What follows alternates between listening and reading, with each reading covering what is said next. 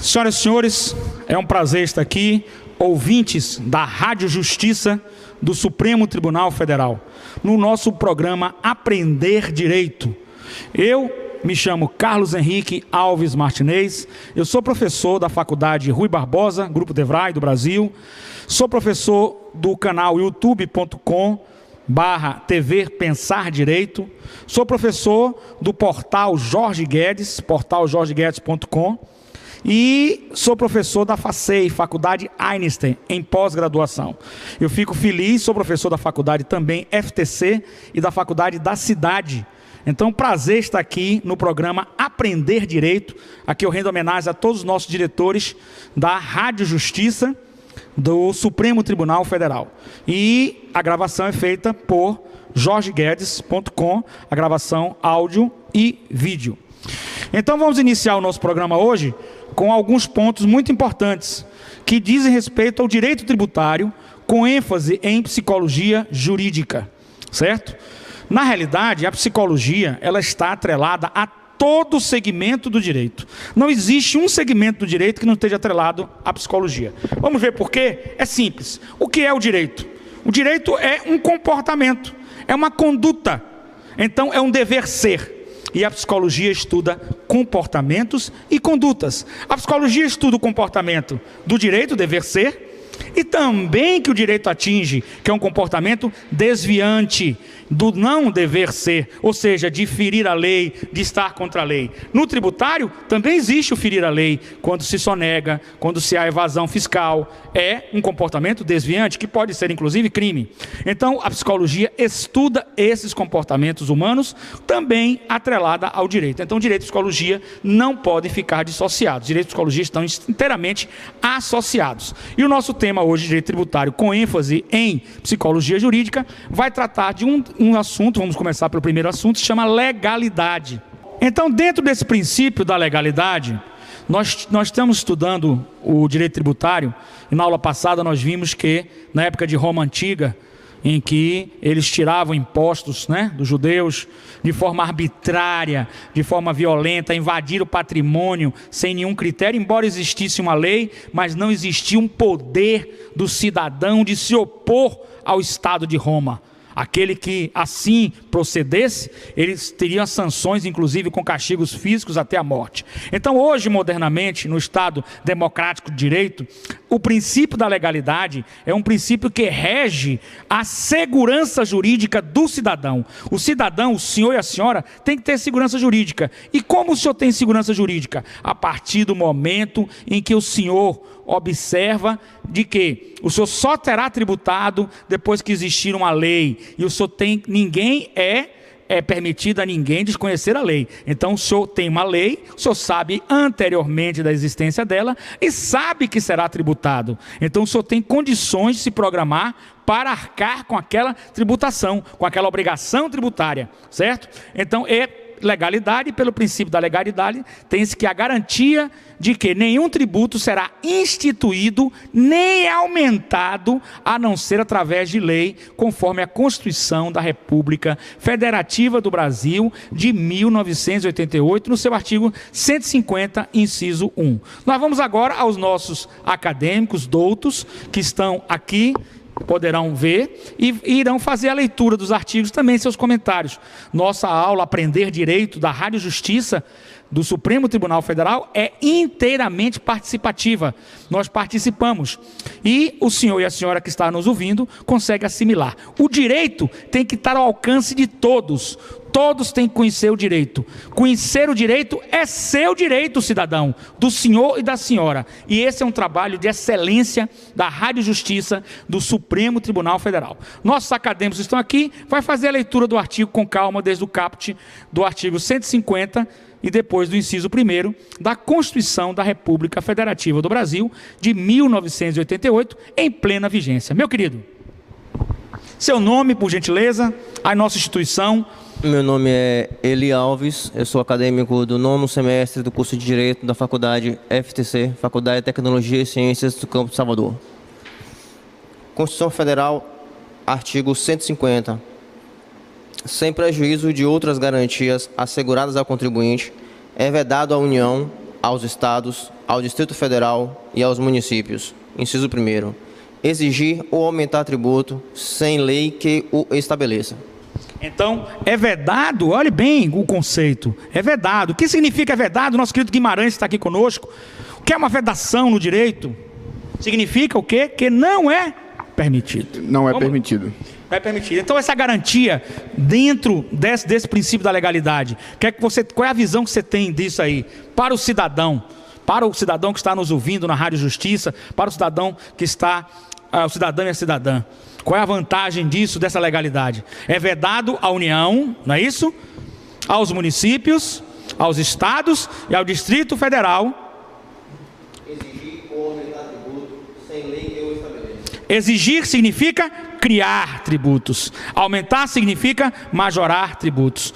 Isso é um garantismo, meu querido Guimarães, que está conosco aqui, participando do programa desde o início do primeiro programa. Querido Guimarães. A legalidade é um princípio que assegura, né, as pessoas, de forma que se não tenha escrito em lei, não vai ter vigor. Então, a importância da legalidade é que a segurança jurídica do patrimônio do contribuinte, ele vai estar assegurado por conta do princípio da legalidade. Perfeito. Meu querido acadêmico, também vem estudando bastante, se dedicando bastante, como Guimarães e todos os demais, sobre essa questão, se debruçando sobre isso. Bem, novamente, meu nome é Alcides Coelho, eu sou da Faculdade FTC, 8º semestre aqui da matéria de tributos. E eu quero ler aqui o artigo, na forma do artigo 145, que confirma a questão da legalidade, onde ela diz o seguinte: a União, os estados e o Distrito Federal e os municípios poderão instituir os seguintes tributos. E no seu parágrafo primeiro diz o seguinte: sempre que possível, os impostos terão caráter pessoal e serão graduados segundo a capacidade econômica do contribuinte, facultando a administração tributária, especialmente para conferir efetivamente a esses objetivos, identificar, respeitados os direitos individuais, nos termos da lei, o patrimônio, os rendimentos e as atividades econômicas do contribuinte. Ou seja, a gente observa aqui a conexão do artigo 145 com a questão do artigo 150, onde fala que é vedado, né, de forma voluntária e assim, sem o controle da lei, a devida lei, para poder fazer a regulação daquilo, se instituir o imposto de forma indevida. Perfeito. Então a gente está vendo aí, dois princípios já estão se casando, a capacidade contributiva e a legalidade, e aí nós estamos vendo que é preciso que o contribuinte tenha ciência anteriormente de que será tributado, justamente para que ele possa, neste momento, ele possa se preparar para arcar com aquela obrigação tributária. Não pode ser pego de surpresa, não pode ser invadir seu patrimônio sem nenhum critério legal, e aí nós temos um garantismo jurídico que é a legalidade. A legalidade está expressa na Constituição Federal e pela pirâmide de Hans Kelsen, a Constituição da República Federativa do Brasil de 1988 é o topo, e as demais leis terão que obedecer, terão que estar em sintonia com ela, porque se não estiverem, serão consideradas inconstitucionais. Então, para que uma lei possa ser considerada constitucional, uma lei tributária, se faz necessário que ela esteja em sintonia com os ditames da Constituição da República Federativa do Brasil de 1988, e um dos ditames é o princípio da legalidade. Criar, instituir ou majorar impostos tem que passar por lei anterior. Não pode ser feito à revelia e à surpresa do contribuinte. Na realidade, o contribuinte também tem seus direitos. Assim como o Estado tem o direito de tributar, poder de império, poder muito forte, o contribuinte adquire no Estado Democrático de Direito os seus direitos também de se defender e de ter suas garantias constitucionais. Então, prosseguindo aqui, nós temos que, assim, tanto a criação como o aumento aumento depende de lei. Disso resultou que o artigo 153, parágrafo 29 da Constituição anterior, a regra vinha formulada justamente com as ressalvas, e tais ressalvas eram pertinentes apenas aos aumentos. Então agora nós tivemos a Constituição que traz também não só a questão do aumento, mas a questão da instituição, da criação do imposto. Fica claro, de uma clareza solar, que se somente a lei pode criar, somente a lei pode aumentar. Admitir que a lei inferior possa aumentar os tributos é admitir que essa norma inferior modifique o que em lei superior foi estabelecido, o que constitui um verdadeiro absurdo. Evidentemente que existem no direito tributário exceções, né? Que são para, por exemplo, os impostos de importação e exportação, que variam de acordo com o câmbio, são exceções, coisas bem específicas, mas em tese, na maioria, nós temos que obedecer a esse princípio. Então, para que possamos ter segurança jurídica e que possamos ficar livre dos arbítrios ditatoriais, se faz necessário que a lei anterior crie ou modifique os tributos, que representa uma das formas de limitação ao poder de tributar, ao poder de império do Estado. Gostaria que os nobres colegas acadêmicos pudessem falar sobre essa forma, limitação ao poder de tributar, ao poder de império do Estado. Quero que vocês entendem isso na esfera filosófica, na esfera sociológica, na esfera hermenêutica. Essa limitação é importante, nobre acadêmico. Olá, bom dia. Meu nome é Josias, juntamente com meus colegas, aluno da faculdade FTC, no 9º semestre. A limitação ao poder tributar, como já foi falado aqui, ela veio frente a essa arbitrariedade do Estado, na sua ânsia de arrecadar tributos. O professor falou aqui que quando não vigia um Estado democrático de direito, onde a lei não era a senhora que rege, né, as relações entre o Estado e o sujeito, o Estado ele vinha com a ânsia de contribuir e o que ele pudesse fazer para arrecadar, para extorquir as pessoas, para juntar tesouro para si, ele fazia. Então ele não tinha um freio. A limitação ao poder de tributar, eu vou dizer assim, que é um freio à ânsia do Estado. Então ela se desmembra em tudo isso aí, nos princípios. Princípio da capacidade contributiva, princípio da isonomia, princípio do não confisco, para que isso sirva de um freio a essa ânsia do Estado. É o que eu entendo. Perfeito, perfeito. Então aqui nós já vimos basicamente esse princípio da legalidade, que é importante que todo contribuinte tenha conhecimento, todo cidadão tenha conhecimento. E eu gostaria de dizer aos senhores cidadãs, que ao comprar uma Coca-Cola, os senhores estão pagando tributos. Senão a Coca-Cola seria muito mais barata, não é? Então esses tributos têm que respeitar esse princípio da legalidade, não só para o contribuinte, mas para o cidadão comum. Para o cidadão comum. O cidadão que compra, que consome. Então, voltando aqui, assim a lei deve prever não apenas as hipóteses de incidência. Olha lá, hipóteses de incidência. Não apenas as hipóteses de incidência. O que são hipóteses de incidência? Hipótese de incidência é, hipoteticamente, se ocorrer uma determinada situação, logo haverá uma tributação. Então, a lei não deve só prever as hipóteses de incidência em todos os seus aspectos, mas também a existência da relação obrigacional tributária como um todo. Relação obrigacional tributária como um todo. Eu quero agradecer demais. Nós vamos ao próximo bloco e nós vamos tratar no próximo bloco da capacidade contributiva. Rádio Justiça, Supremo Tribunal Federal, programa Aprender Direito. Muito obrigado, até o próximo bloco. Obrigado.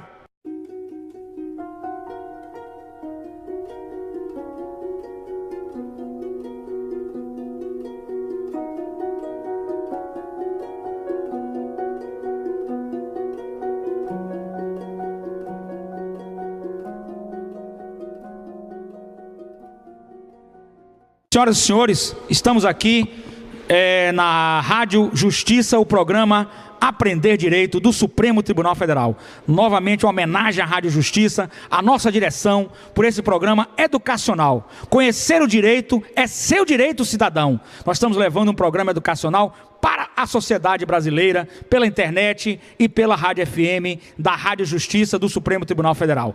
Uma iniciativa excelente que nós pretendemos cada vez mais implantar, cada vez mais ampliar, para o senhor e a senhora ter conhecimento de todo o segmento do direito e também da psicologia que está atrelada ao direito, chamada psicologia jurídica. Um abraço e uma grande homenagem à sua excelência, o doutor, professor, nosso querido presidente do Supremo Tribunal Federal, ministro Ricardo Lewandowski, que tem feito grande trabalho no Supremo Tribunal Federal nessa presidência. A todos os ministros do Supremo Tribunal Federal, suas excelências. Vejam só, nós estamos trabalhando agora na capacidade contributiva. A capacidade contributiva é mais um ganho do Estado Democrático de Direito, porque se trabalha com a possibilidade de qual tipo de capacidade econômica uma determinada pessoa, seja pessoa física, seja pessoa jurídica, tem de contribuir com impostos. Nós temos um Estado democrático de direito que tem que prezar pelo equilíbrio das relações jurídicas. As relações jurídicas têm que estar equilibradas, as relações jurídicas têm que estar justas, e não pode se desequilibrar, porque se desequilibrar você o quê? Você vai pagar, vai se sacrificar mais pagando imposto do que uma pessoa que podia pagar muito mais. Não, nós temos que equilibrar. Então, quem pode mais, paga mais. Quem pode menos, paga menos. É o princípio da capacidade tributária, a capacidade contributiva tributária. Então, a justiça social, que é um princípio do Estado Democrático de Direito, deve prevalecer em todos os aspectos do meio social. Viver em sociedade é equilibrar de forma isonômica, de forma igual, as relações sociais, sob pena de se gerar injustiça, sob pena de essa injustiça social ser gritante e o Estado deixar de ser o Estado Democrático de Direito. Então, nós respeitamos e temos que respeitar o princípio da capacidade contributiva, que nivela as pessoas físicas e jurídicas na possibilidade que elas têm de pagar tributos, não é? Dentro das suas possibilidades. Então, o Estado Democrático de Direito deseja e almeja o máximo de equilíbrio nas relações sociais. Assim, a Constituição da República Federativa do Brasil, a nossa Carta Cidadã, de 1988, em plena vigência, restabeleceu a norma que expressamente consagrava na Constituição de 1946 o chamado princípio da capacidade contributiva, que está expresso no artigo 145, parágrafo 1º, que já foi lido e será novamente lido aqui pelos nossos acadêmicos. Nosso querido acadêmico, a leitura desse artigo 145, parágrafo 1º, com uma nova visão agora dentro da capacidade contributiva. Vamos lá. Artigo 145... em sua forma, fala o seguinte: a União, os Estados, o Distrito Federal e os municípios poderão instituir os seguintes tributos. Parágrafo 1º.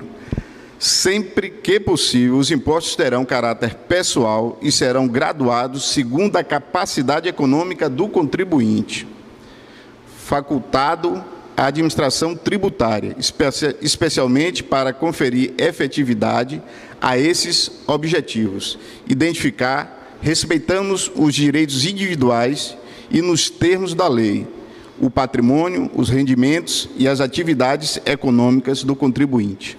Então, o contribuinte será respeitado, na sua opinião, em todos os seus aspectos, né? Relendo isso aí, o que é que o acadêmico pode retirar de informação preciosa para nós, para todos nós e para o ouvinte da Rádio Justiça do Supremo Tribunal Federal, no nosso programa Aprender Direito, que leva ao cidadão, a cidadã de cada parte desse país e do mundo, uma informação qualificada no sentido do direito. Conhecer o direito é seu direito, é direito do cidadão conhecer o direito, mesmo que ele não seja um profissional de direito, mas ele tem o direito de conhecer o direito, é um direito do cidadão. Meu querido.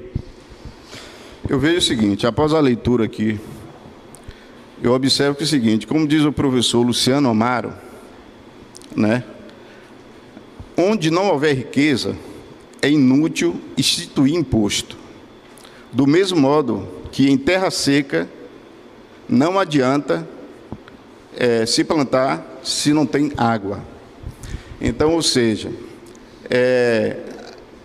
não se pode instituir o imposto aonde não se tem essa riqueza para poder se fazer a devida tributação. Eu vejo que assim, a capacidade tributária ela tem assim, dois objetivos. O primeiro, a forma objetiva e a subjetiva. A objetiva é a identificação da riqueza. E a subjetiva é que parte dessa riqueza, na verdade, pode ser tributada. Entendeu, professor? Perfeito, perfeito.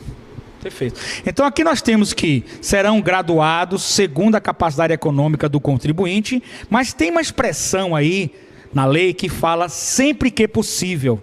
E nós temos que fazer uma interpretação hermenêutica mais favorável. Sempre que possível, sempre será possível formar, criar leis ou majorar dentro da capacidade contributiva dos contribuintes. Não tem porquê sempre que é possível. Tanto é que vários doutrinadores se debatem sobre isso, e nós temos então que, embora exista essa ressalva sempre que é possível, no início do mencionado dispositivo, né? O colega pode ler aí, por gentileza, esse sempre que é possível.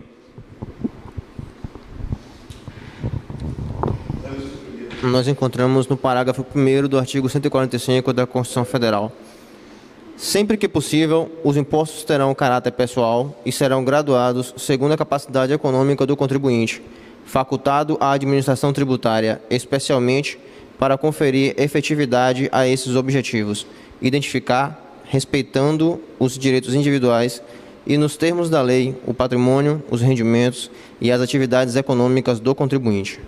Perfeito. Então, sempre que possível, é uma expressão que veio, mas que na realidade nós temos que usar uma hermenêutica, uma interpretação filosófica jurídica, no sentido de que o legislador e o intérprete devem buscar a interpretação mais coerente e justa, posto que os tributos dizem respeito ao caráter pessoal, não é? E representam em tese a capacidade da pessoa física ou jurídica de contribuir, conforme o colega falou. Em terra seca não se tem como colher água. É impossível juridicamente, é ilógico, é incoerente, é absurdo. Então nós precisamos usar esta interpretação hermenêutica de forma mais favorável. É sempre possível que o legislador e que o intérprete consiga fazer com que essa capacidade contributiva seja graduada na proporção e na possibilidade do contribuinte em pagar tributos, não é? Sempre de forma isonômica, que vai ser o próximo assunto, o princípio da isonomia.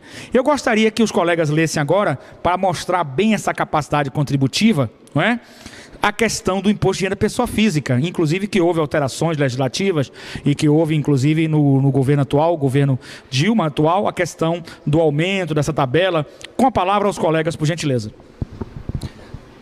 Quero cumprimentar todos os ouvintes da Rádio Justiça. Sou Marivaldo Leite, estudante do 6º semestre de Direito da FTC Salvador.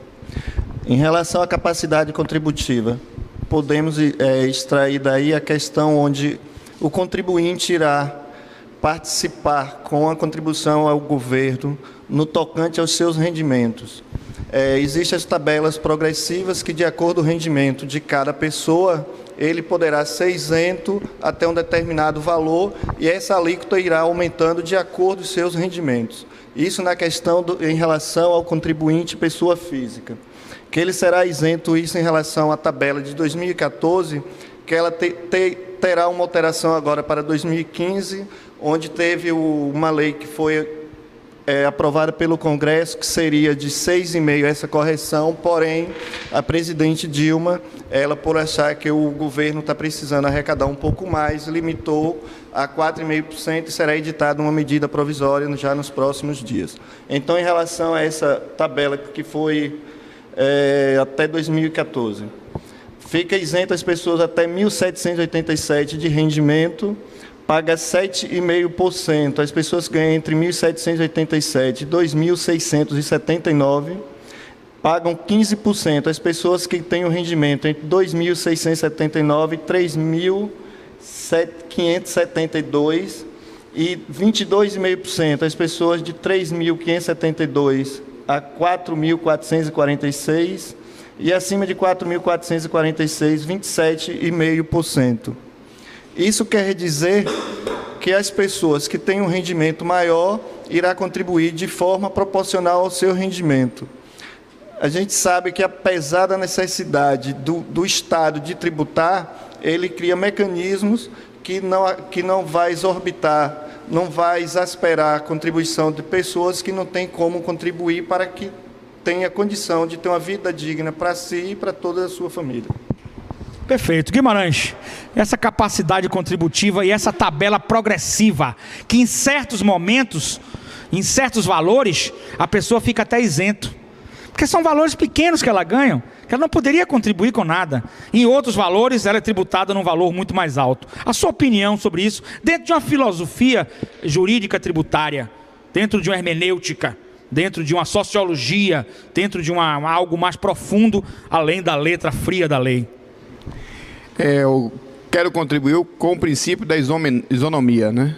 O princípio da isonomia, ela deixa claro que tratar todos de forma igual. Então, aquela pessoa que tem a capacidade de contribuir nesse valor abaixo, que o colega foi citado, nesse valor abaixo, ele fica isento.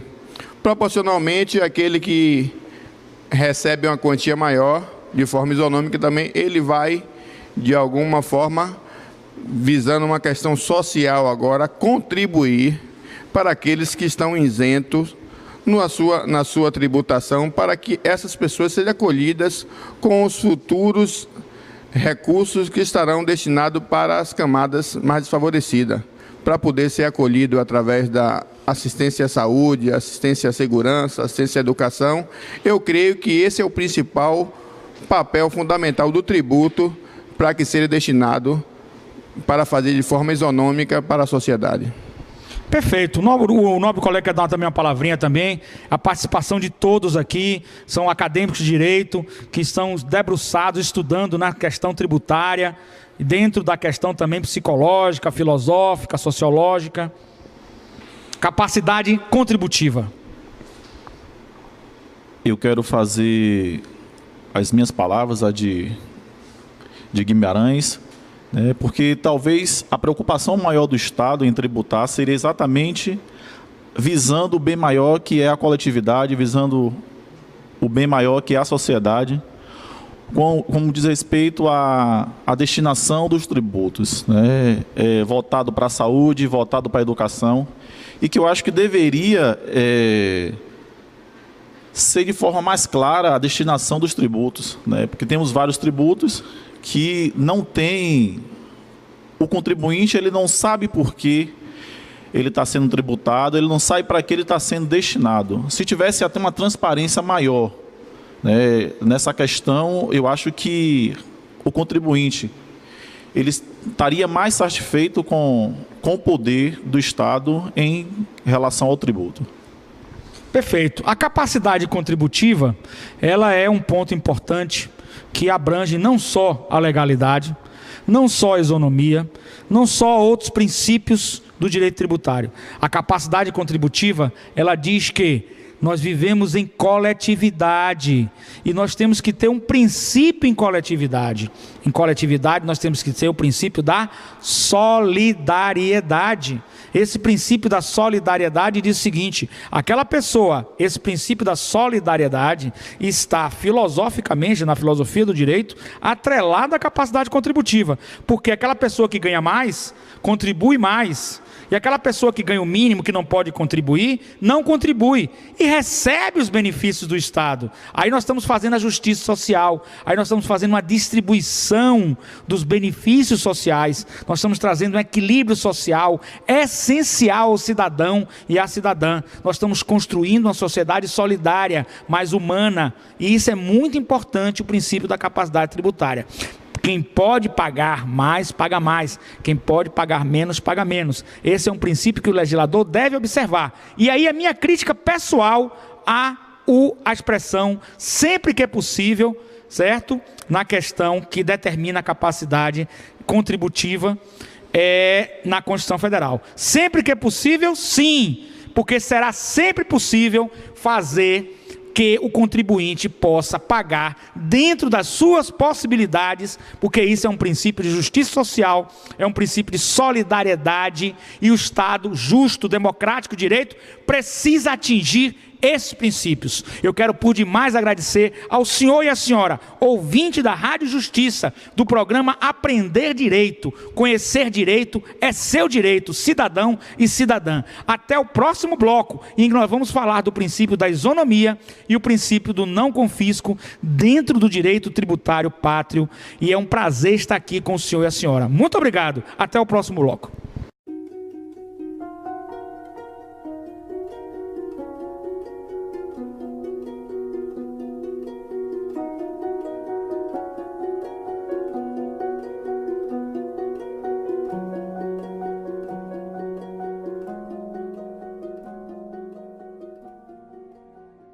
Ouvintes da Rádio Justiça, programa Aprender Direito.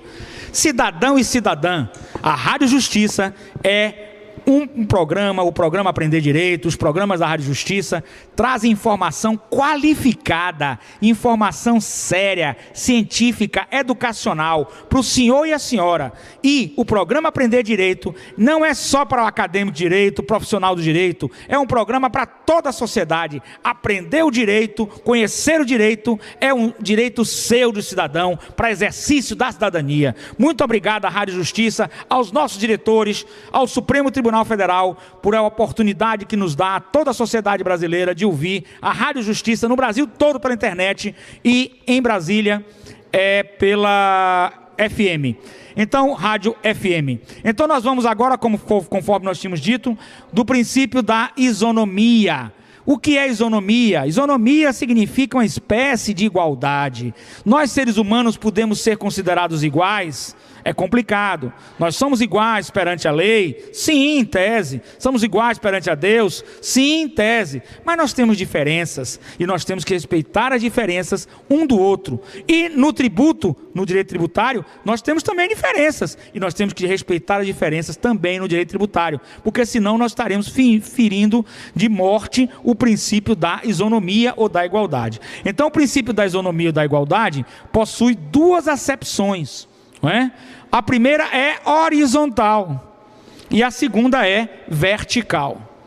Então vejam só, na primeira acepção que nós vamos ver aqui, a primeira, o princípio da isonomia ou da igualdade, possui duas acepções, uma horizontal e outra vertical. A acepção horizontal refere-se às pessoas que estão niveladas, daí a nomenclatura, na mesma situação e que, portanto, devem ser tratadas da mesma forma. Por exemplo, você tem um empresário que fatura 10 bilhões de dólares ao ano e outro que fatura 11 bilhões de dólares ao ano. Eles estariam de forma, na princípio da isonomia, horizontal ou vertical? Eles estariam na posição horizontal. Certinho? Então eles faturam aquele mesmo valor parecido. Então eles têm que ser tratados da mesma forma. A acepção vertical refere às pessoas que se encontram em situações distintas e que justamente por isso devem ser tratadas de maneira diferenciada, na medida em que se diferenciam. Maneira diferenciada na medida em que se diferenciam. Por que isso, gente? Por exemplo, você pode tratar de forma tributária uma pessoa, um empresário que ganha que fatura 10 bilhões com um empresário que fatura 1 milhão de reais? Não seria justo, não seria correto. Você tem que ter um tratamento diferenciado para fazer justiça, porque aquele que ganha 10 bilhões, ele pode, em tese, contribuir mais, porque ele terá que apurar o lucro dele, poderá ter prejuízo fiscal e uma série de coisas que isso é apurado na LUR, que é o lucro de apuração do lucro real. Para grandes empresas é utilizado o lucro real, que é um lucro onde você apura a despesa, a receita, você faz o balanço, tem a contabilidade, o balanço dá o lucro ou prejuízo contábil, depois você faz acréscimos, né, e deduções, e você vai chegar ao lucro chamado fiscal ou prejuízo fiscal. Mas, em tese, você estaria num patamar mais avançado e poderia ser tributado de forma mais abrangente. Então, você tem na horizontal, na posição horizontal, um tratamento que deva ser da mesma forma. E na posição vertical, um tratamento diferenciado a partir do momento em que há a diferenciação, e a partir do momento em que vocês se diferenciam. E um exemplo clássico disso é são as pessoas jurídicas, que hoje o governo federal, aí o próprio governo Lula, ele criou o microempreendedor. Para que esse microempreendedor? Tirar as pessoas da informalidade. São pessoas que fazem cocadas, pessoas que são camelôs, pessoas que vendem nas ruas, pessoas que vendem de porta em porta, pequenos negócios em que passam a ter formalidade. E aí, graças ao Sebrae, um abraço ao pessoal do Sebrae, graças ao Sebrae, que tem ajudado e muito esse programa, o microempreendedor, ele passa a ser formalizado e ele passa a ter uma tributação concentrada, uma tributação menor, justamente para estimular ele nos seus pequenos negócios. Ele tem limitações. Se passar daqueles valores, ele já não se enquadra mais em microempreendedor. Além do microempreendedor, nós temos o lucro presumido, que é diferenciado do lucro real. O lucro real é o chamado, que vai ser apurado no livro LALU, o lucro de apuração do lucro real. Ou seja, o lucro real você vai realmente apurar na íntegra, com despesa, receita, contabilidade, qual é o seu lucro real. E o lucro presumido? O lucro presumido, o governo simplifica um pouco, já que você está numa posição vertical, né? Você tem uma diferenciação daquela outra empresa maior. Então ele diz o seguinte: olha, você tem que ter um contador, lógico, tem que ter sempre para as empresas, mas você não precisa fazer uma apuração desse lucro de forma real, você pode presumir. Então você aplica uma alíquota, não é? Essa alíquota é aplicada de acordo com o seu faturamento. O lucro presumido é isso, você apura dentro daquela receita, você tem uma margem, uma alíquota, e você apura aquela alíquota. Bom, o resultado disso tudo é que o lucro presumido, ele é, conforme foi dito aqui, o lucro presumido, ele é uma presunção que o governo faz de um faturamento, dentro de um faturamento que você tem, dentro de uma possibilidade de um lucro. Mais simples, mais prático, que você não apura, não fica com nota fiscal, com nada, guarda as coisas, despesas, etc., e você já consegue pagar. Isso é uma diferenciação. Isso é uma diferenciação, por isso devem ser tratados de maneira diferenciada, na medida em que se diferenciam, certo? Então vem o jargão jurídico. Qual é o jargão jurídico aqui? A lei trata igualmente os iguais e desigualmente os desiguais. Aí se pergunta, a lei trata igualmente os iguais e desigualmente os desiguais? Não seria injusto? Não, é justo, porque a lei, ao tratar, a lei trata igualmente os iguais e desigualmente os desiguais, justamente para igualá-los. Para que você possa igualar as pessoas nas suas condições, circunstâncias e peculiaridades, você tem que tratá-las de forma igualmente os iguais, desigualmente os desiguais, justamente para igualá-los. E aí você tem um exemplo fora do direito tributário. Vamos dar um exemplo claro? Estacionamento do shopping. Perto do elevador, você encontra uma placa que você não pode estacionar. É própria para o deficiente físico. Outra é própria para o idoso. O que representa? O idoso, ele não tem mais condições de andar como nós, mais jovens. Não é verdade? Nós, mais jovens, os jovens que estão aqui. E o deficiente, pode ser um cadeirante, também não pode. Então ele fica próximo já do elevador.